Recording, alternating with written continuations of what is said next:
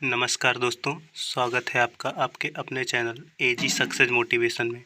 दोस्तों, हम अपनी आज की इस वीडियो में हिंदी की वर्णमाला के कुछ प्रश्नों का अभ्यास करेंगे।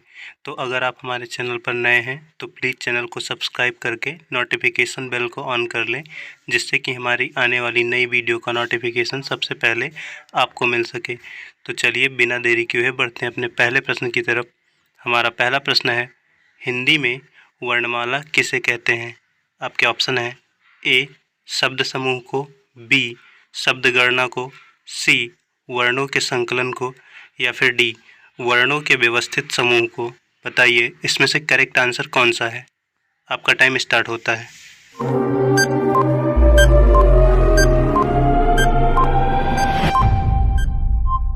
आइए देखते हैं इसमें जो हमारा करेक्ट आंसर है यह ऑप्शन डी वर्णों के व्यवस्थित समूह को वर्णमाला कहते हैं। ठीक है, चलिए हम बढ़ते हैं अपने अगले प्रश्न की तरफ। हमारा अगला प्रश्न है, भाषा की सबसे छोटी इकाई क्या है? ऑप्शन है ए वर्ण, बी शब्द, सी स्वर, डी व्यंजन। बताइए इसमें से करेक्ट आंसर कौन सा है? आपका टाइम स्टार्ट होता है।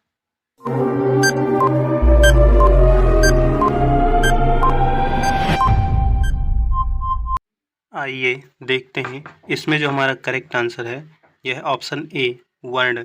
वर्ण को भाषा की सबसे छोटी इकाई कहा जाता है। ठीक है, चलिए हम बढ़ते हैं अपने अगले प्रश्न की तरफ। हमारा अगला प्रश्न है, निम्न में से किन वर्णों को अल्प प्राण कहा जाता है? आपके ऑप्शन हैं ए का गा को, बी छा या झा को, सी था धा को, या फिर ऑप्शन डी फा भा को। बताइए इसमें से कौन से वर्ण को अल्प प्राण कहा जाता है? आपका टाइम स्टार्ट होता है।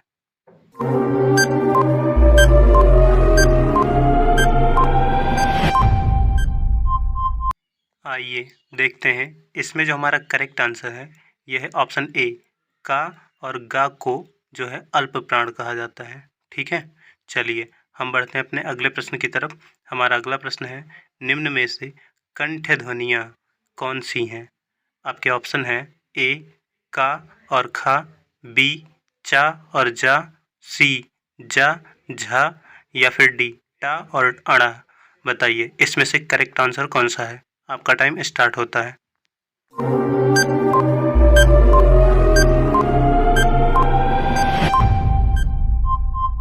आइए देखते हैं इसमें जो हमारा करेक्ट आंसर है यह है ऑप्शन ए का और खा को कंठ ध्वनियाँ कहते हैं।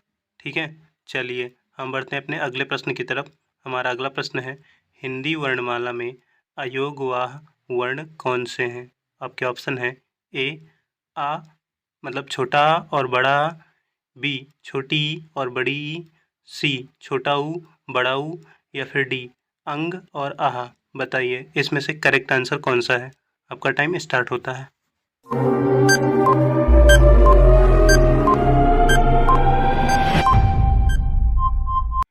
आइए देखते हैं इसमें जो हमारा करेक्ट आंसर है यह है ऑप्शन डी अंग और आहा।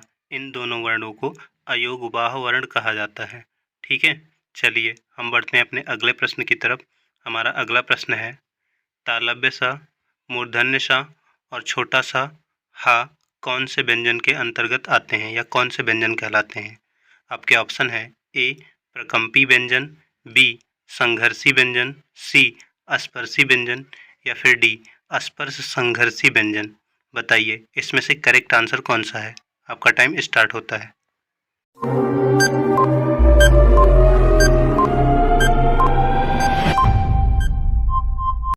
आइए देखते हैं इसमें जो हमारा करेक्ट आंसर है यह ऑप्शन सी स्पर्शी व्यंजन। जो ये ऊपर दिए गए वर्ण हैं ये सब स्पर्शी व्यंजन कहलाते हैं। ठीक है, चलिए हम बढ़ते हैं अपने अगले प्रश्न की तरफ। हमारा अगला प्रश्न है, निम्नलिखित में से कौन सी ध्वनियाँ हैं जो नवीन विकसित हुई हैं?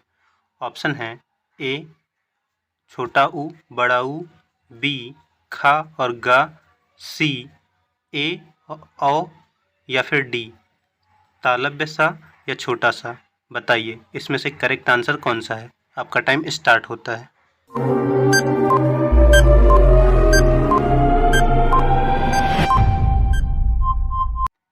आइए देखते हैं इसमें जो हमारा करेक्ट आंसर है यह है ऑप्शन बी। खा और गा ऐसी ध्वनियाँ हैं जो नवीन विकसित ध्वनियाँ हैं। ठीक है, चलिए हम बढ़ते हैं अपने अगले प्रश्न की तरफ।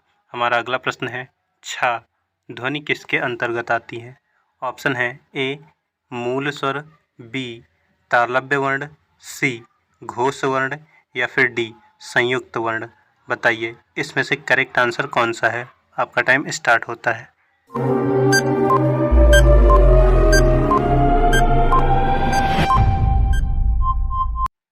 आइए देखते हैं इसमें जो हमारा करेक्ट आंसर है यह ऑप्शन डी संयुक्त वर्ण। देखिए जो छा ध्वनि है ये संयुक्त वर्ण के अंतर्गत आती है।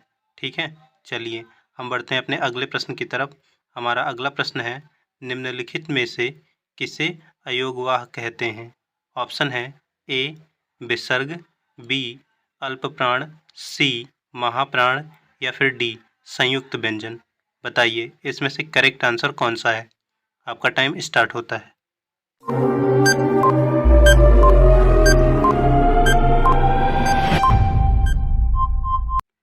आइए देखते हैं इसमें जो हमारा करेक्ट आंसर है यह ऑप्शन ए विसर्ग को अयोगवाह कहा जाता है।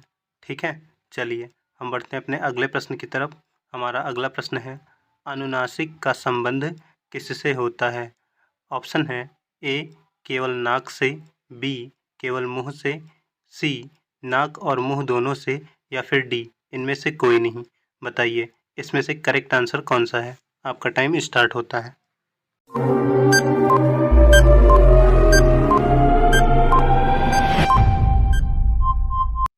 आइए देखते हैं इसमें जो हमारा करेक्ट आंसर है यह ऑप्शन सी अनुनासिक का संबंध नाक और मुंह दोनों से होता है। ठीक है, चलिए हम बढ़ते हैं अपने अगले प्रश्न की तरफ।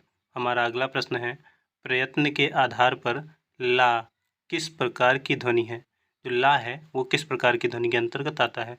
आपके ऑप्शन है ए पार्श्विक ध्वनि, बी उच्छिप्त ध्वनि, सी प्रकंपित ध्वनि। यहाँ पे ध्वनि होना चाहिए, ध्वनि लिख गया गलती से। ठीक है, तो आप समझ लीजिएगा। या फिर ऑप्शन डी संघर्षहीन ध्वनि। बताइए इसमें जो करेक्ट आंसर है ये कौन सा है? आपका टाइम स्टार्ट होता है।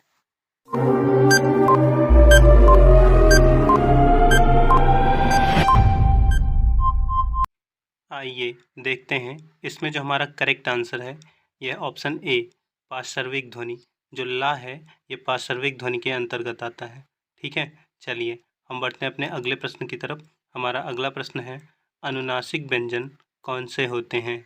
आपके ऑप्शन है ए वर्ग के प्रथमाक्षर, बी वर्ग के तृतीयाक्षर, सी वर्ग के चतुर्थाक्षर या फिर डी वर्ग के पंचमाक्षर। बताइए इसमें से करेक्ट आंसर कौन सा है? आपका टाइम स्टार्ट होता है।